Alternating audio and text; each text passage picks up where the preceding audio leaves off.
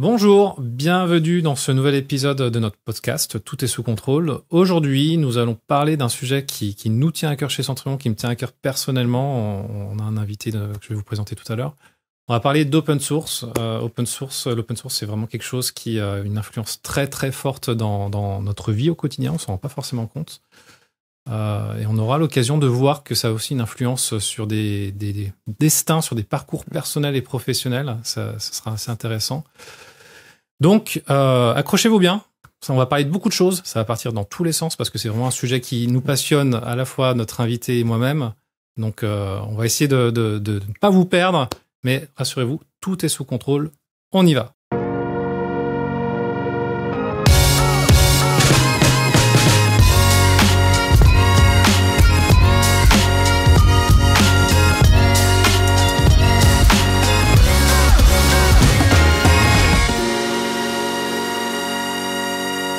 Alors, nous avons Florent aujourd'hui avec nous, Florent Zara, bonjour. Bonjour. Donc, Florent, c'est quelqu'un qui baigne dans le monde de l'open source depuis très longtemps. 25 ans à peu près, j'ai découvert ça en 99 pour être précis. Ouais, bah, écoute, à titre personnel. On est à peu près de la même génération, donc moi c'est dans ces eaux-là aussi. Avant de rentrer là-dedans dans le détail, en discutant un petit peu auparavant, on s'est dit qu'il y a deux sujets qui sont d'actualité. Est-ce que tu veux commencer par l'un des deux, juste pour dire de quoi Alors oui, deux sujets d'actualité plutôt côté professionnel actuellement, qui a un impact, mais qui impacte tout le monde, c'est tout ce qui est l'AI, donc intelligence artificielle. J'ai vu que c'était l'objet d'un présent podcast, et a été publié assez récemment la définition de l'Open Source Initiative à propos de l'AI, donc l'OS AI Definition. Donc voilà. Qu'est-ce que l'open source, l'AI open source? Voilà, les bonnes définitions, parce qu'il suffit pas de dire comme Facebook l'a fait avec Llama, bah tiens, mon Llama est open source, et voilà. Ouais. C'est la définition, on va dire, est un peu plus compliquée que simplement celle qu'on a connue pour du code, celle que l'on connaît pour du code. Mais l'idée, c'est bien d'arriver à retrouver ces 4 libertés qu'on a au niveau qui définit le logiciel libre et open, qui définissent le logiciel libre et l'open source. Les retrouver, c'est plus que du code au niveau il y a tout ce qui est les modèles de données, l'entraînement, les poids. Voilà. C'est vraiment une particularité par rapport au logiciel, c'est qu'en fait, dans le monde de l'intelligence artificielle, effectivement, il y a le modèle de données, il y a du code, il y a toutes les données d'entraînement en fait aussi qui existent. Donc il y a beaucoup de questions qui se sont posées pendant la création de cette définition sur qu'est-ce qui doit être vraiment complètement ouvert, qu'est-ce qui est acceptable de peut-être pas ouvrir complètement. Exactement. Oui. Donc c'est un toutes les problématiques de données personnelles, voilà. De donner aussi, de pouvoir l'utiliser, un modèle open source, tout en gardant la confidentialité de ces données quand tu es dans une entreprise, comme la vôtre, par exemple, comme Centrion. Donc il y a tout ce tas de problématiques. Il faut arriver à concilier aussi la chèvre et le chou, tout en restant fidèle aux 4 valeurs du logiciel libre initial, aux 4 libertés. Et voilà, c'est ça qui a pris un peu plus d'une année, je crois, à bien définir, et qui a été sorti. Beaucoup d'acteurs qui ont été impliqués. C'est ça. Ça a été sorti fin octobre. Et là, je sais côté Eclipse, on y a été impliqué, et c'est une définition qu'on soutient, mais c'est aussi une définition qui est amenée à évoluer, tout comme celle du logiciel libre a évolué. Il y a une liberté, la liberté 0, qui a été rajoutée après coup. Là, c'est une version 1.0, et comme en informatique, on va avoir une version. Effectivement, ça va se raffiner. Il y a eu quelques réactions, il y a eu des réactions qui est un petit peu, je veux dire, controversées, je sais pas si c'est le bon mot, mais il y a eu des réactions sur, c'est un petit peu trop laxiste dans la définition. Bon, ça dépend des appréciations des uns et des autres, évidemment. Voilà. Donc, mais ce qui compte, effectivement, c'est un processus qui va évoluer, c'est une version 1.0. Tout à fait. C'est ouvert aux critiques, aux retours, aux remarques, et voilà. Et ça a été publié par l'OSI, donc l'Open Source Initiative, qui est l'organisation qui définit aussi la définition de l'open source. Voilà. Et au-delà de la simple définition, je vous invite à aller écouter les différentes conférences qu'il y a pu y avoir, notamment de Stefano Mafulli, qui explique bien comment ils en sont arrivés là, et effectivement les contraintes qu'ils ont rencontrées pour justement arriver à cette définition, et ensuite le futur, ce qu'ils envisagent pour le futur, parce qu'ils savent bien que c'est qu'une première étape. Stefano, qui est le chairman de l'OSI. C'est ça, le directeur exécutif de l'OSI. Et donc, effectivement, il a fait une tournée de conférences pour présenter cette définition, pour vraiment... conférences, podcasts, articles. En parler un maximum pour justement que ça se répande et avoir des retours aussi. Et je sais que récemment aussi, l'OSI, la définition aussi de l'open source est chamboulée et challengée. Et donc l'idée, c'est ça secoue un petit peu, mais voilà, l'OSI est vraiment là pour continuer à faire office on va dire de gardien de cette définition, tout en justement en écoutant les retours de tout le monde. Donc ça, c'est quelque chose aussi qu'on regarde parce que nous, on est très attachés aux côtés de la fondation, même moi professionnellement et personnellement, à cette définition de l'open source et des 4 libertés. Et voilà. Donc, et c'est vrai qu'avec toutes les problématiques qu'on voit passer, des licences éthiques, tout ça, ça vient. C'est un gros sujet avec en plus l'intelligence artificielle qui est depuis 2-3 ans qui est un énorme sujet aussi. Exactement. Deuxième gros sujet d'actualité. Et celui-là dans lequel je suis pour le coup bien plus impliqué aussi, c'est le CRA, le Cyber Resilience Act, qui est donc une nouvelle régulation européenne qui vient d'être signée, qui va rentrer en application. Alors là, c'est signé, donc c'est applicable, mais qui va vraiment être enforcé, on va dire, dans lequel les amendes et un peu comme le RGPD qui est arrivé signé en 2016 et qui était mis en application, on va dire, en 2018. Vraiment, là, pareil, donc les entreprises ont 3 ans pour se mettre en conformité. Il y a un petit délai parce que c'est quand même une réglementation qui est assez stricte, donc ça nécessite des changements, des temps d'adaptation. Exactement. Le chrono est déclenché là le 11 décembre prochain, le 11 décembre 2027. Là, les amendes pourront commencer à tomber. Il va falloir vraiment et là, on parle d'un RGPD puissance 2 ou 3 en termes d'exigence. En 2-3 phrases, le CRA, qu'est-ce que c'est concrètement ? Le Cyber Resilience Act, c'est que voilà, dès qu'on va mettre quelque chose sur le marché, maintenant que ce soit du hardware ou du matériel, il faut avoir la marque CE. Et c'est en fait l'équivalent de la marque CE, les normes européennes, sur le logiciel, qui soit open source ou pas, qui soit embarqué ou pas. À la base, le CRA, c'était quand on a vu toutes les failles de sécurité, tous ces éléments, ces composants IoT qui étaient ouverts à tout vent, qui servaient de relais, de botnet, de tout ce qu'on veut. Voilà, c'était vraiment des grosses failles de sécurité. À un moment, l'Europe a voulu mettre un stop. Et d'où cette fameuse régulation, mais qui s'applique à tout le monde. Et donc la Fondation Eclipse, aidée par tout un tas d'acteurs, a fait un gros travail au niveau des instances européennes pour que soit reconnu le statut de l'open source. Avant, je dirais, il aurait fallu qu'un simple développeur pousse une ligne de code. C'était un vrai enjeu parce qu'effectivement, initialement, je pense que ça a été prévu pour les entreprises. C'est ça. Effectivement, mais tout ce qui est open source, il n'y a pas toujours des entreprises derrière, il y a des communautés, des personnes, des individus.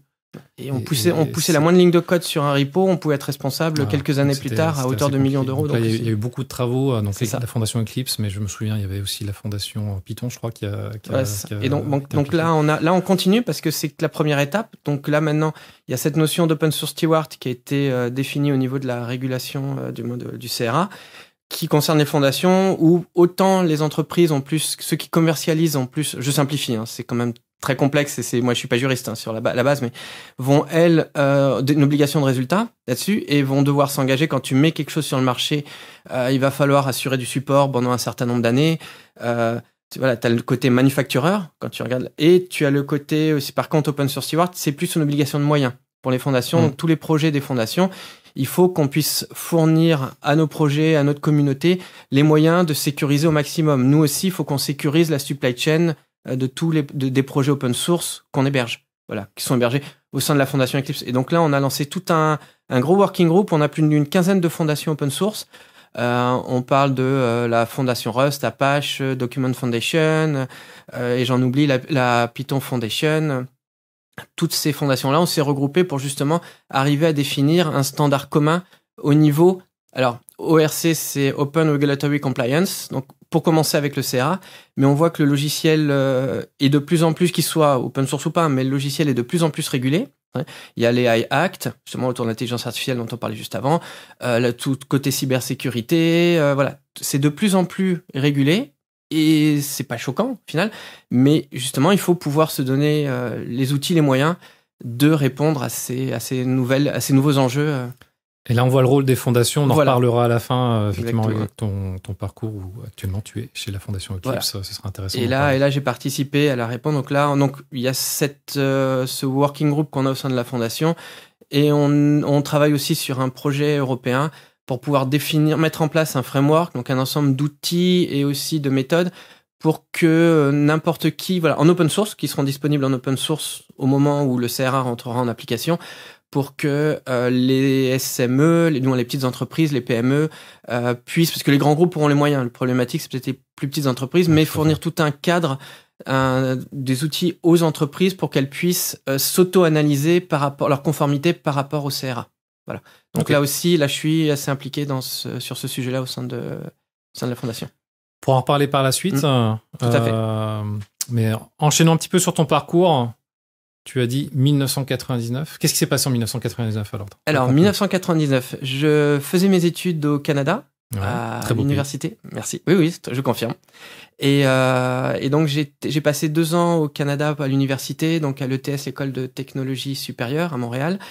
Et là, il y avait le club informatique. Et donc, je suis allé faire un tour au club informatique. Et donc, je suis arrivé en septembre 99. Et l'une des premières, et c'est à ce moment-là où est sorti KDE 1.0. Et pour la sortie de KDE 1.0. Je suis désolé, ça me fait tiquer dès que tu dis KDE. On pourra en reparler, mais. C'est, voilà. Petite réaction allergique de ma part, on va voir. Pas de souci. Là-dessus.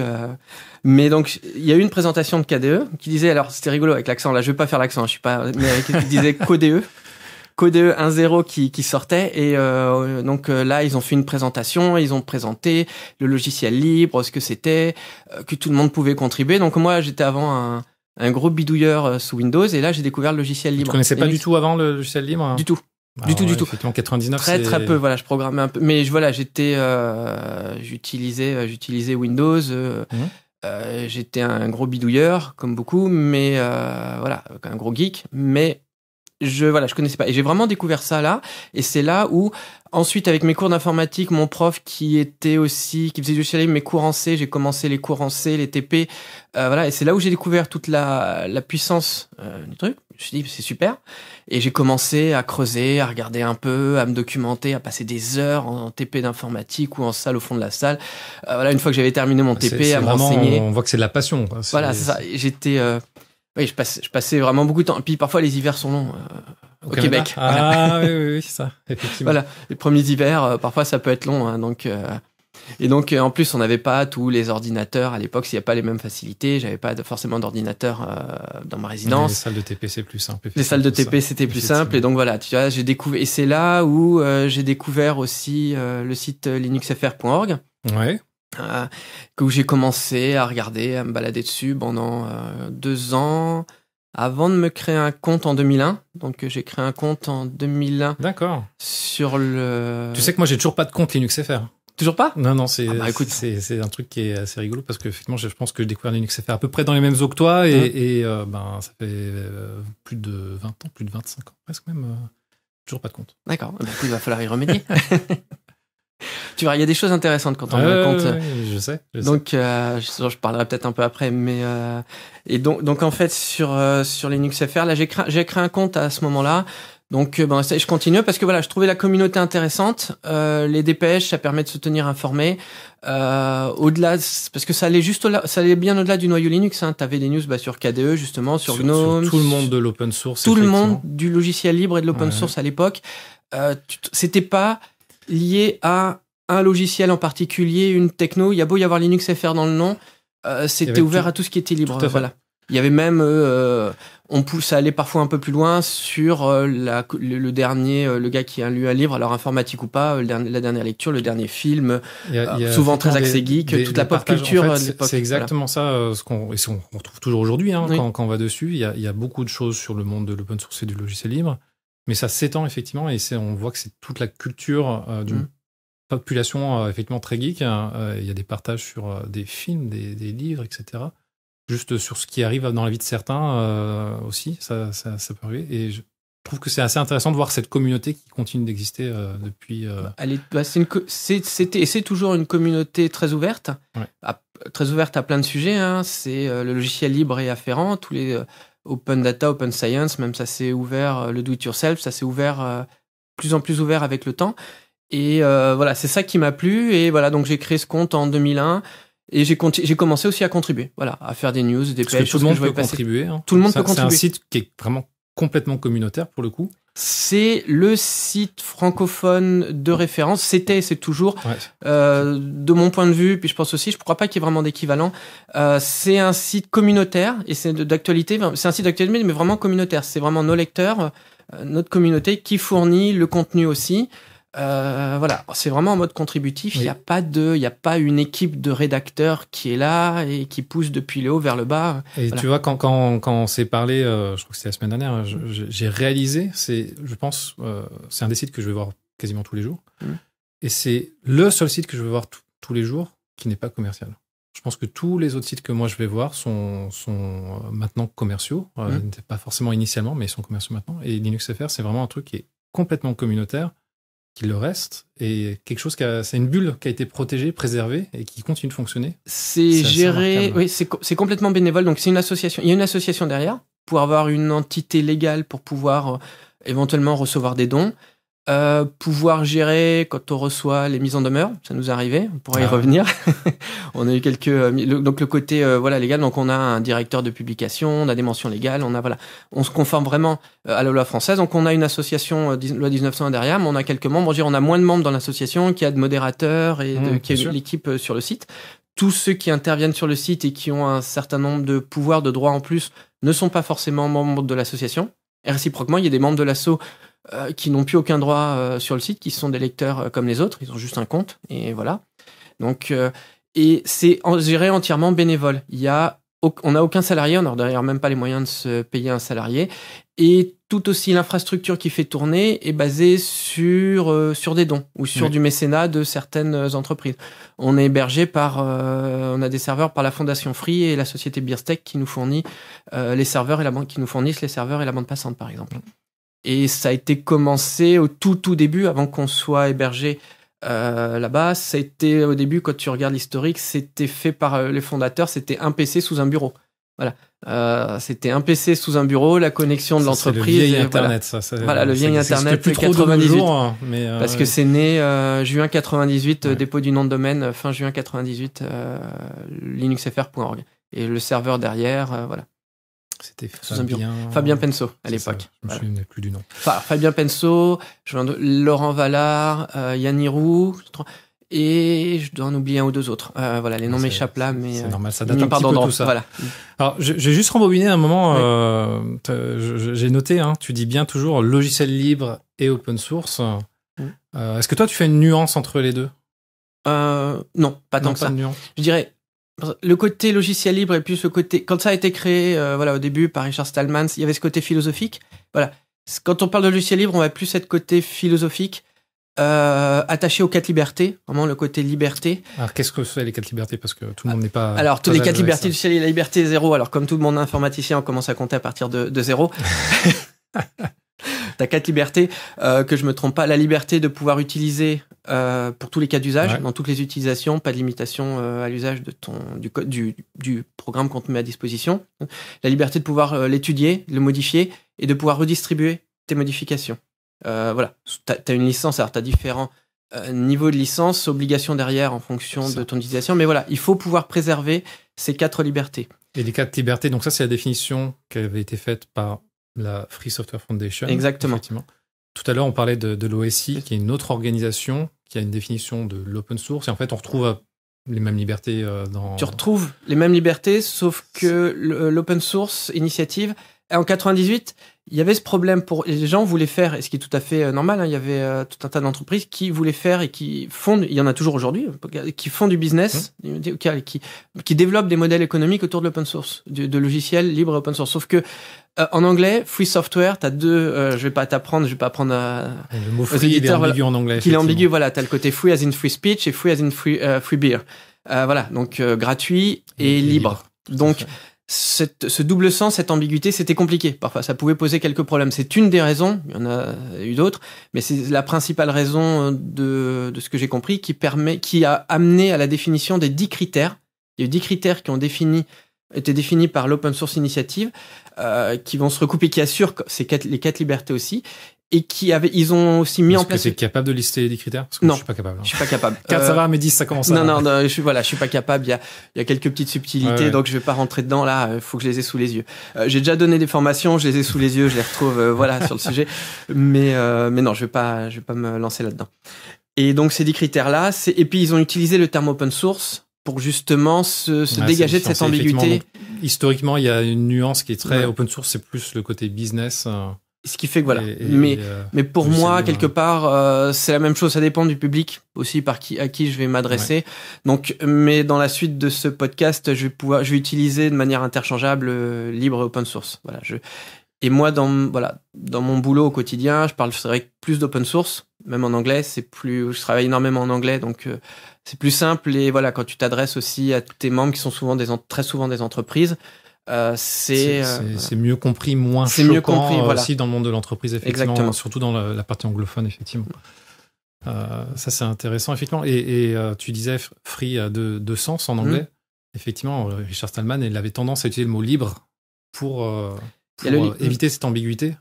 Exactement. Et on voit de plus en plus de logiciels qui utilisent le mot libre, le préfixe libre en français, et LibreOffice. Voilà, il y a le côté LibreOffice.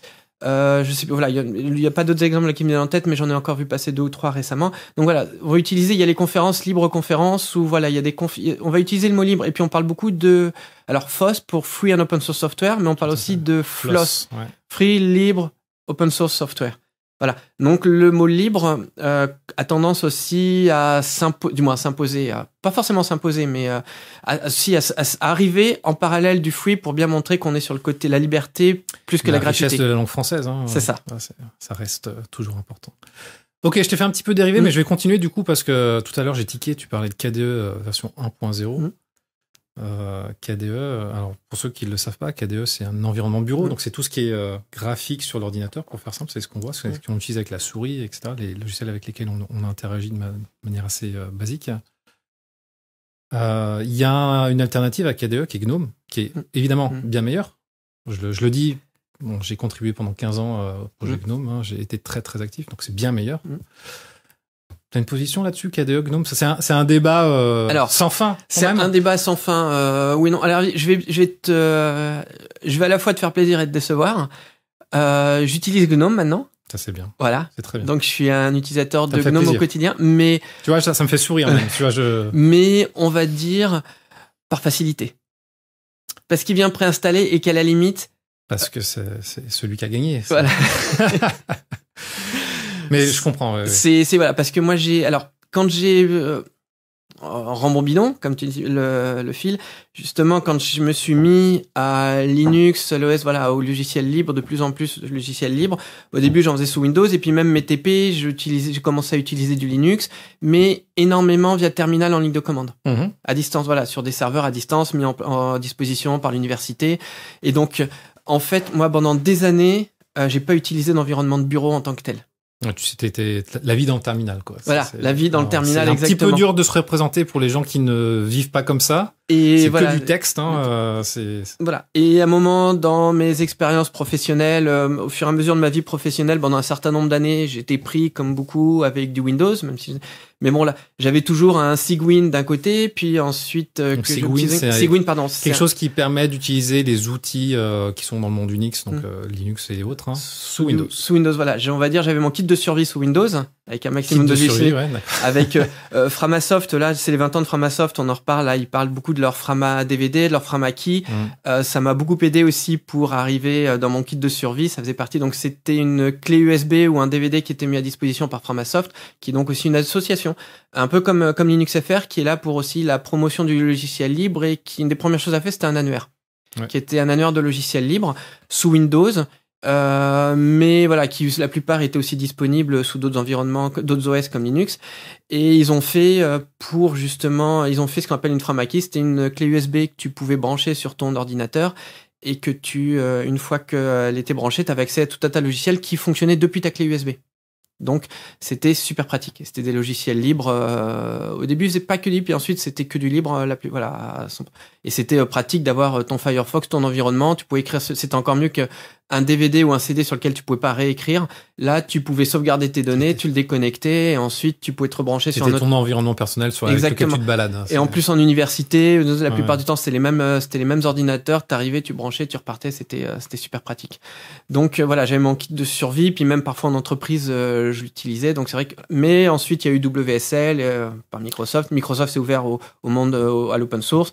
Donc WSL, WSL2, voilà. Mais voilà, maintenant, je suis sur mon laptop. De toute façon, c'était du full Linux. Et donc, j'utilise GNOME, mais GNOME, pour moi, c'est juste un moyen pour pouvoir lancer un terminal et Firefox quelque part. Voilà.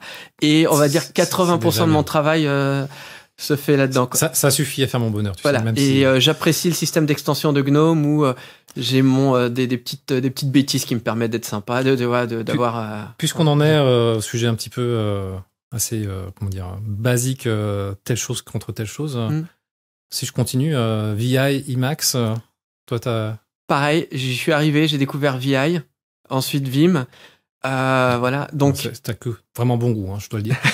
pour ceux qui ne le savent pas, celles et ceux qui ne le savent pas, VI, Emacs, ce sont des éditeurs de texte. Exactement. Et dans le monde de l'open source, en fait, ce sont vraiment les choses qui sont utilisées très fréquemment. Et quelque part, on a du mal à vivre sans ça. Donc il y a presque des guerres de religion parce qu'il y a vraiment deux philosophies assez différentes entre les deux. Et VI, effectivement, est bien au-dessus. On est d'accord, ça, il n'y a pas de doute. Je suis incapable de comparer. Je vais pas j'ai très très peu utilisé Emacs, voire quand j'étais obligé, je galérais parce que j'avais pas les réflexes. Voilà. Mais ça, c'est pareil.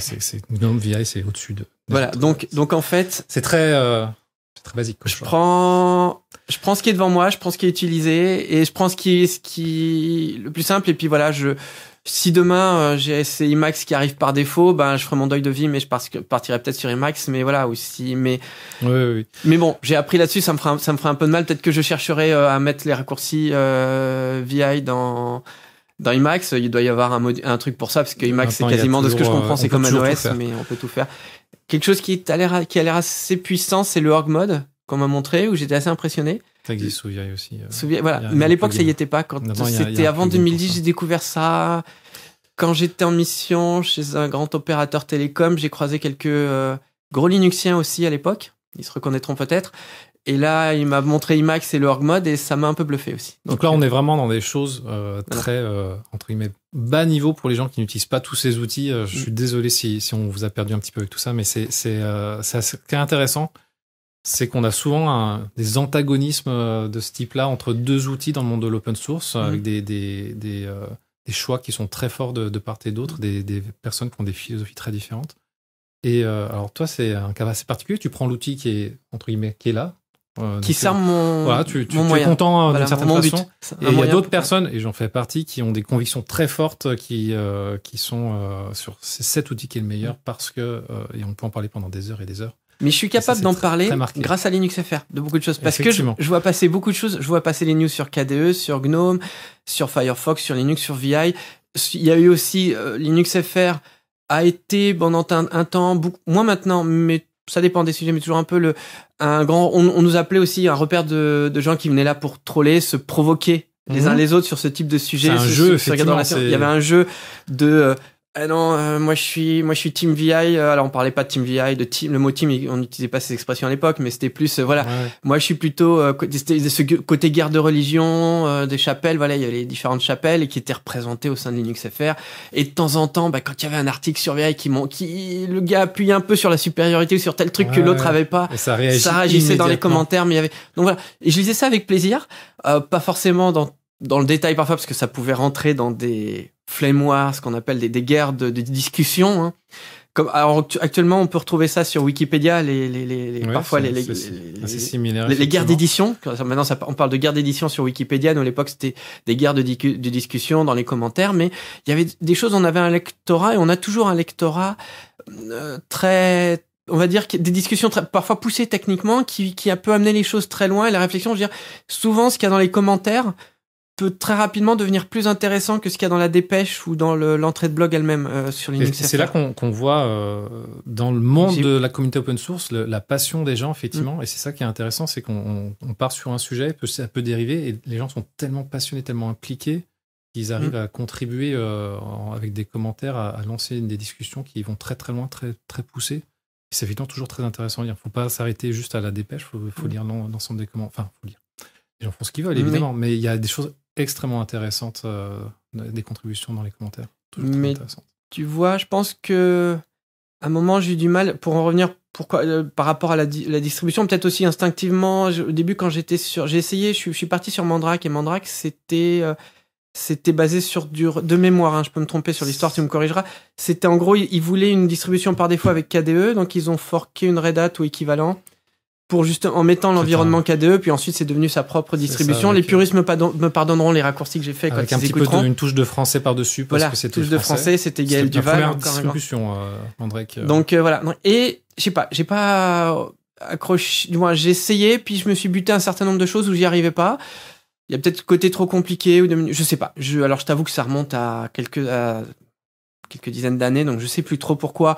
À un moment j'ai arrêté, puis j'ai retrouvé une autre distribution j'ai essayé une autre qui c'était du GNOME.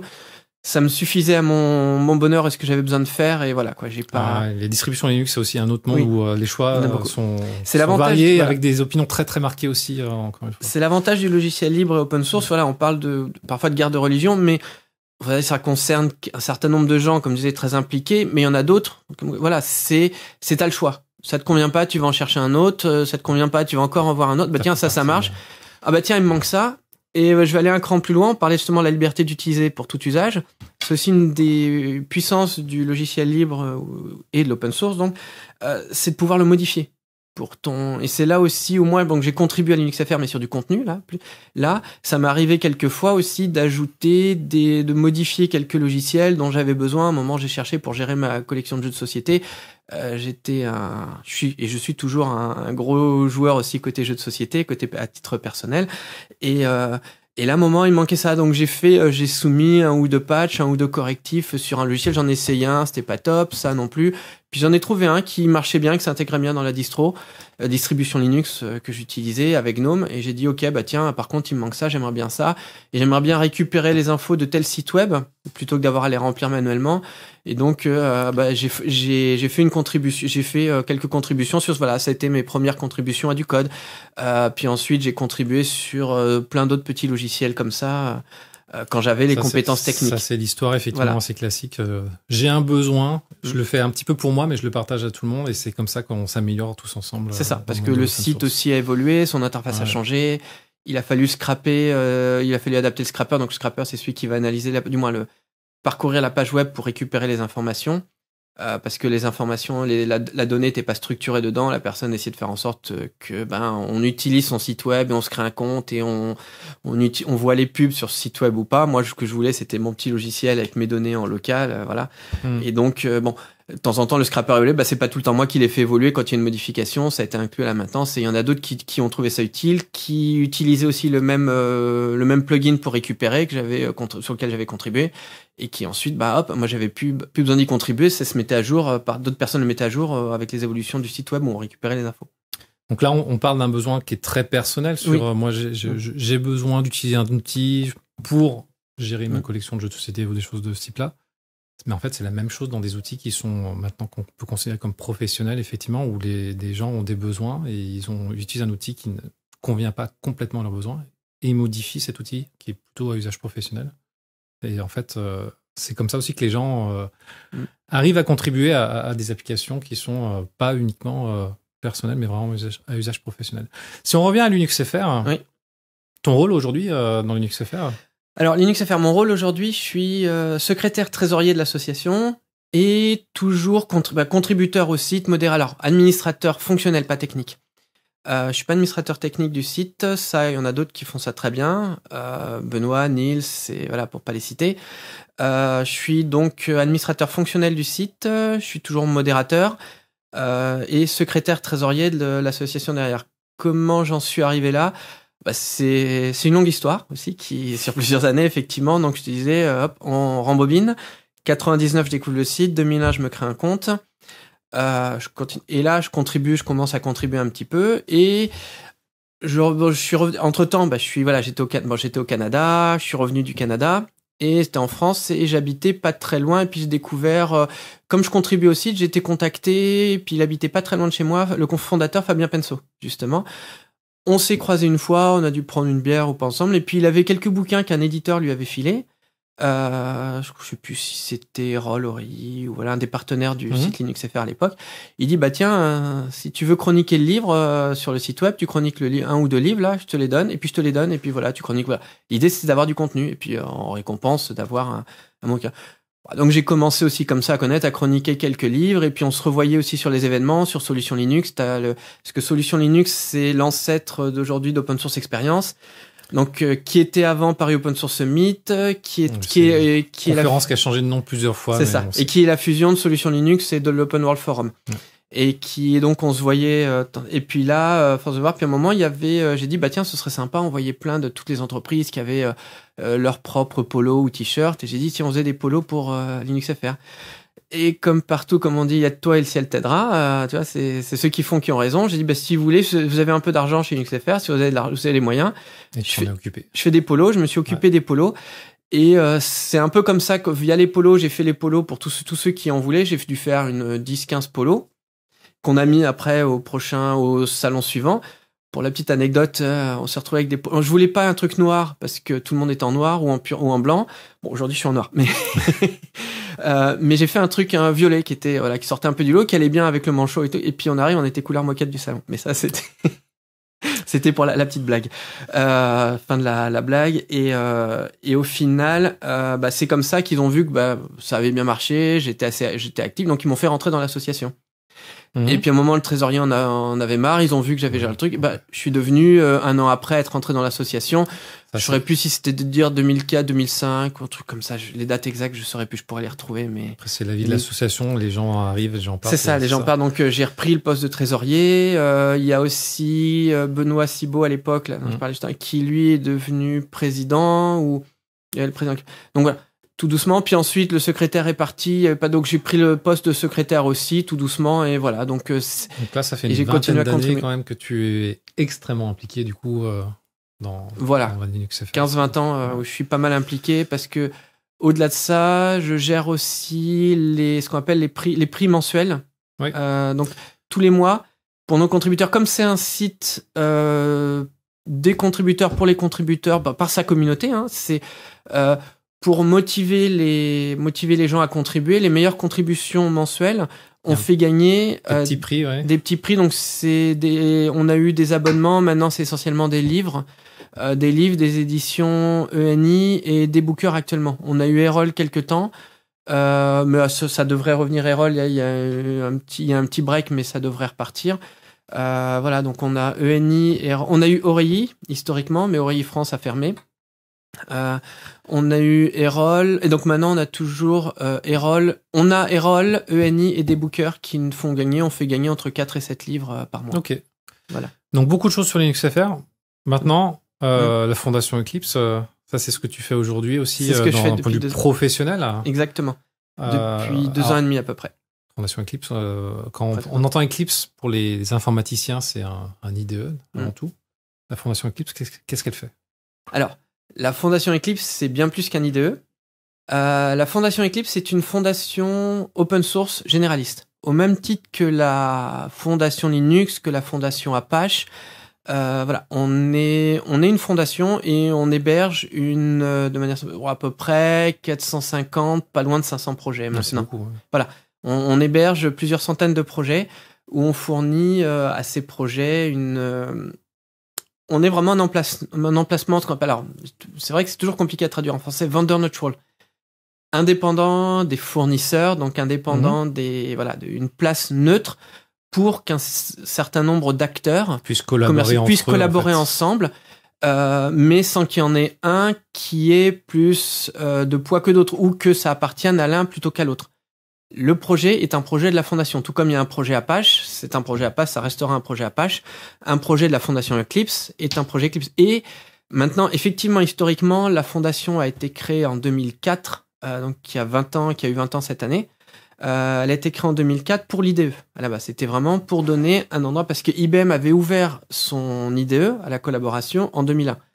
Mais au bout d'un moment, les contributions externes, les gens disaient, moi, je veux pas contribuer à un projet qui, au final, va servir pour IBM et dont IBM maîtrise les règles du jeu. Donc, c'est une fondation qui a été créée pour un projet, mais qui s'est, entre guillemets, réinventé pour être quelque chose de plus large. C'est ça. Avoir un rôle plus large. Qui s'est réinventé. Alors, j'étais pas là, donc je pourrais pas te redonner des dates précises sur tout l'historique, mais assez vite, il y avait ensuite, donc c'était au début très axé sur l'IDE, sur les plugins. Vraiment, fallait que les projets hébergés tournaient autour de l'IDE, soit en Java, tournent autour de l'IDE, sous la licence de l'IDE, l'Eclipse Public License 1.0 à l'époque. Voilà. Ensuite, ça s'est ouvert à la plateforme Eclipse, parce qu'Eclipse est devenu une plateforme, Eclipse RCP. Et ça s'est ouvert, et progressivement, je dirais, aux alentours un peu après 2010, ça s'est ouvert à l'IoT, à toutes les technos. Et au final, c'était ce qui devenait important, c'était quelque chose qui est devenu un peu une feature, même de la fondation, au-delà de l'IDE, des technologies qu'elle hébergeait, c'était vraiment sa gouvernance, qui était de la gouvernance d'Eclipse avec un framework de collaboration, à la fois donc juridique, technique, communautaire. Et ce framework-là est devenu robuste, fort, fiable, et donc éprouvé, et sur lequel les gens appréciaient de collaborer. Et donc, c'est une fondation qui s'est ouverte à toutes les technologies. Donc maintenant, c'est pour ça que c'est une fondation généraliste. Contrairement à d'autres, donc tout comme Apache a démarré aussi avec le serveur HTTP, serveur HTTP. Tout comme la fondation Linux a démarré avec le noyau Linux, maintenant, ce sont des fondations qui hébergent tout type de projet, beaucoup plus large. Et donc, on fait partie, on va dire, des 3 plus grosses fondations open source généralistes, et on se positionne aussi. Maintenant, on a déménagé en Europe, pour la petite histoire, il y a 4 ans. Donc maintenant, on est la plus grosse fondation open source européenne. On est basé à Bruxelles. D'accord. Alors, le siège est basé à Bruxelles. Après, moi, on est une organisation full remote. On est en Allemagne, en France. Moi, je suis basé à Paris, par exemple. Et là, tu parlais beaucoup de l'aspect logiciel, mais effectivement, au tout début, on parlait du CRA, de l'implication aussi de la fondation dans la définition de l'open source AI. Maintenant, il y a aussi tout un pan de la fondation qui est axé sur, je veux dire, des questions plus... je trouve pas le bon mot. De collaboration, Mais pas sur le code en tant que tel, mais sur... la collaboration au-delà du code. Voilà, c'est ça. On fournit effectivement, donc voilà, toute cette partie historique qui maintenant qui fonctionne très bien, où on héberge de plus en plus de projets sur tout un tas de technologies. On fournit aussi un moyen à nos membres de pouvoir collaborer au-delà du code. Pour la création de communautés autour, pour pouvoir créer des spécifications. Des spécifications qui peuvent derrière devenir, parce qu'on a toutes les connexions au niveau des organismes de certification, de standardisation aussi, comme le ISO, qui peuvent devenir des normes ISO. Donc là, on a typiquement une spécification Sparkle qui est basée, Sparkplug 3.0, qui est une spécification qui a été définie au sein d'un working group Eclipse par un certain nombre de nos membres, et donc cette collaboration. Et là, on a poussé cette spécification au sein de l'organisme, c'est du JCT1, donc la collaboration, c'est un groupe technique de standardisation entre l'ISO et l'autre nom m'échappe. C'est pas grave. 2 organismes de certification qui sont mis ensemble pour cette partie certification technique, et qui donc est devenue maintenant une norme ISO. Voilà. Donc, c'est des choses qu'on peut faire parce qu'on est reconnu en tant que PAS Public Application Submitter. Voilà. Et ça, c'est intéressant. Là, on parle de la fondation Eclipse qui fait des choses, entre guillemets, techniques, mais pas du code en tant que tel. Moi, c'est quelque chose qui me tient à cœur. Quand on regarde aussi ton parcours, on parle de LinuxFR, ce sont des contributions qui ne sont pas du code du logiciel, tout ça. Moi, j'aime beaucoup parler des contributions qui ne sont pas... j'écris du code, etc. Dans le monde de l'open source, il y a toute une variété de types de contributions qui sont possibles. Et c'est souvent sous-estimé, en fait, l'importance de ça parce que ça a un impact très, très fort après sur le reste. Tout à fait. Tu vois, là, par exemple, un autre exemple, c'est l'OSPO Alliance. Alors, un OSPO, c'est... Open Source Program Office. Open Source Program Office. C'est le terme pour un comité open source en interne d'une entreprise qui veut structurer, rationaliser son utilisation de l'open source. Et comme on l'a vu, le logiciel et donc l'open source devient de plus en plus régulé. Il y a de plus en plus de contraintes de cybersécurité, tous les aspects de conformité, de licence, de compatibilité. il y a tout un tas d'enjeux au final. Et ces enjeux-là, justement, pour pouvoir les adresser correctement et définir une politique d'utilisation, sans que ce soit trop contraignant pour les développeurs, mais justement faciliter, fluidifier l'usage de l'open source, à la fois en termes d'utilisation en interne de l'entreprise, mais aussi de contribution, que les règles soient connues de tout le monde et rendre ça plus souple, plus facile. On crée souvent en entreprise ce qu'on appelle un OSPO. Alors le terme consacré, c'est OSPO, mais on peut l'appeler comité open source comme on veut. Open Source Steering Committee, OSPO pour Open Source Program Office. Et donc, on a créé l'OSPO Alliance avec 4 autres fondations, OW2, Fondation for Public Code et Open Forum Europe. Donc, 4 fondations européennes. Et c'est le regroupement de gens qui créent, participent, font fonctionner des OSPO au sein, que ce soit dans le public, dans le privé, au milieu académique. Et on a publié un guide de bonnes pratiques de comment créer son OSPO de zéro ou comment améliorer son OSPO. En anglais, au début. Il y a 25 activités regroupées en 5 buts, voilà. Cette chose-là, on l'a mis sur Weblate, qui est un outil de traduction en ligne, voilà, pour pouvoir faire de la traduction collaborative en crowdsourcing. Et là, non, on a en quelques années, en 2 ans, on a donc le français, l'italien, l'espagnol, le portugais, le néerlandais, et là on vient le chinois simplifié et le chinois un peu plus côté taïwanais où il y a encore une variante du chinois. Voilà. Alors le chinois simplifié, je sais plus si on est sur du mandarin ou du cantonais, je serais incapable de rentrer dans la subtilité, mais on a un processus de revue et donc maintenant on adresse quasiment 95% de la population mondiale parlée dans la planète, quoi.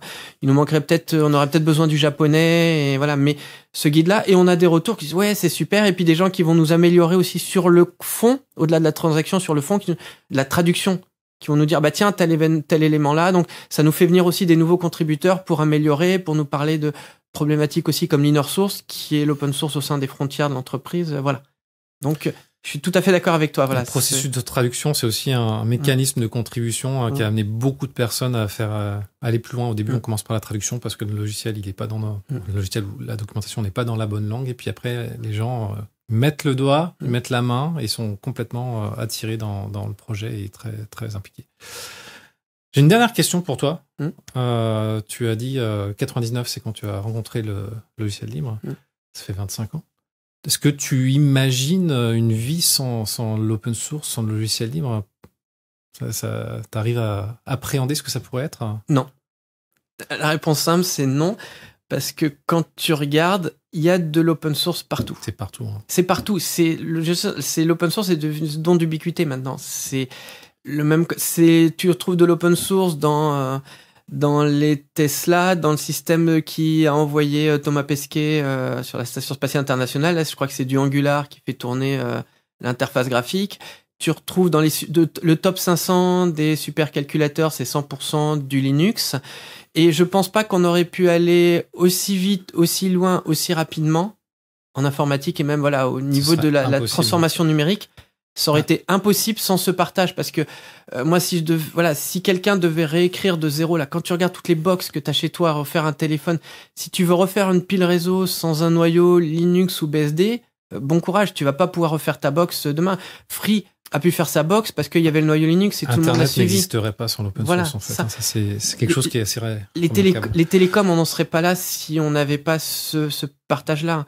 Et tu regardes par rapport à les plus gros contributeurs au noyau Linux, alors ça dépend, mais c'est souvent des grandes entreprises, et puis tu retrouves des boîtes parfois comme certaines années, tu vas avoir un opérateur télécom parce qu'il a fallu adapter pour sa box, il a poussé tout un tas de drivers, de pilotes, voilà, pour faire fonctionner son matériel, et puis un coup tu vas retrouver quelqu'un qui a un gros truc d'IoT, tu vas retrouver du Bosch ou du Siemens pour que ça fonctionne sur leur nouveau matériel. C'est quelque chose, on s'en rend pas compte en fait, mais vraiment tout ce qu'on utilise au quotidien où il y a un minimum d'informatique. Tout pour que voilà. Il y a de l'open source dedans. Et alors, je suis désolé, j'avais dit que c'était la dernière question, mais j'ai une toute dernière très très simple. Tu peux y aller. Est-ce que tu as une licence préférée ? Parce que ça, c'est un truc aussi. Les gens peuvent avoir des avis très tranchés sur les licences dans le monde du logiciel libre. Alors, est-ce que tu as une licence préférée ? C'est une question bizarre, je sais, mais oui et non. Oui et non. On va dire. Est-ce que j'ai des licences j'ai un type de licence. C'est les licences, t'as des types de licences. Donc je vais pas te faire une réponse genre je te donne une licence et voilà. Je vais plutôt tu as différents types de licences, de ce qu'on appelle la plus permissive, Tout à fait. Alors, il y a on va dire, les gens, il y a le domaine public. N'oubliez, t'as pas de licence, parce que les gens qui mettent sous domaine public, et c'est même en France, normalement, tu peux pas le faire, c'est pas possible en France. Mais voilà, t'as le domaine public. Alors, on va pas rentrer dans les détails de copyright, droit d'auteur, etc. Ça peut être un peu touchy. Mais donc, ça va des licences permissives où tu peux réutiliser, mais t'es pas obligé de redistribuer tes modifications. Au copyleft, le copyleft, justement, tu as un certain nombre d'obligations à partir du moment où tu redistribues. Et là aussi, la notion de redistribution peut être touchy. Il y a eu des procès, des choses comme ça là-dessus. Et t'as plus ou moins d'obligations quand tu redistribues. Ça peut être tout le code source ou ça peut s'étendre à l'ensemble de ton projet ou juste un composant, etc. On peut appeler des licences virales. Virales, voilà. Ou j'aime pas trop le terme viral parce qu'il y a péjoratif quand on le dit comme ça, effectivement. Mais... Contaminant viral, j'aime pas ça, mais on va dire de propagation ou d'héritage, si tu préfères. Mais voilà. Donc ça va, voilà. T'as tout ce spectre-là qui va Et donc moi, je suis plutôt du côté permissif et voilà, ou qui favorise, qui mettent le moins de barrières possible à la collaboration, tu vois, où t'as moins de soucis à te poser. Et je suis plus sûr, et si je devais choisir une licence, t'as la simplicité des licences BSD ou MIT, qui sont super simples, qui tiennent en même pas une demi-page, 5 paragraphes, une demi-page, encore des paragraphes, parfois c'est une ligne, 2 lignes, voilà. Et l'avantage, celle qui va dire le meilleur compromis en termes de taille, c'est la licence Apache 2 maintenant, parce que tu vas adresser. Très utilisé maintenant, voilà, effectivement. Ça va te prendre en compte, surtout pour alors là, c'est plutôt le côté entreprise, ça va te gérer les problématiques de brevets aussi, tu vois. T'as parfois les brevets qui sont pas forcément valables en Europe, en France, mais t'as les gens qui veulent jouer avec les brevets ou pour éviter le piège qu'on peut te tendre avec des brevets et les mettre côté logiciel. La licence Apache 2 te fournit une petite protection. Une protection supplémentaire sans rentrer dans les détails. Je sais pas si protection est le bon terme, mais encore une fois, les juristes me pardonneront. Mais voilà. C'est intéressant, tu disais MIT, BSD, donc ce sont 2 licences. Et ça, là, on remonte encore à l'historique de l'open source. Les universités américaines étaient très impliquées à une époque, effectivement. Donc Berkeley pour BSD, MIT. Elles ont beaucoup contribué et c'est pour ça qu'elles ont des licences entre guillemets à leur nom, parce qu'elles ont à l'époque leur département juridique, j'imagine, ont créé ces licences pour les logiciels qu'ils ont choisi de redistribuer. Tout à fait. Merci Florent, c'était super intéressant. Avec plaisir. Encore une fois, je vous avais prévenu, on est parti un petit peu dans tous les sens, mais c'est un sujet qui nous passionne et moi je le vois, Florent, c'est facile de te lancer dans une direction et tu y vas avec grand plaisir. Merci pour tout ce que tu nous as partagé. Merci pour toutes tes contributions. Merci pour l'invitation. Et n'hésitez pas, si vous avez des commentaires, des retours à faire, vous nous faites un petit message. On est preneur à chaque fois. N'hésitez pas à partager le podcast avec toutes les personnes que vous avez autour de vous. Et on espère que vous avez passé un bon moment avec nous. Merci beaucoup. Au revoir. Merci.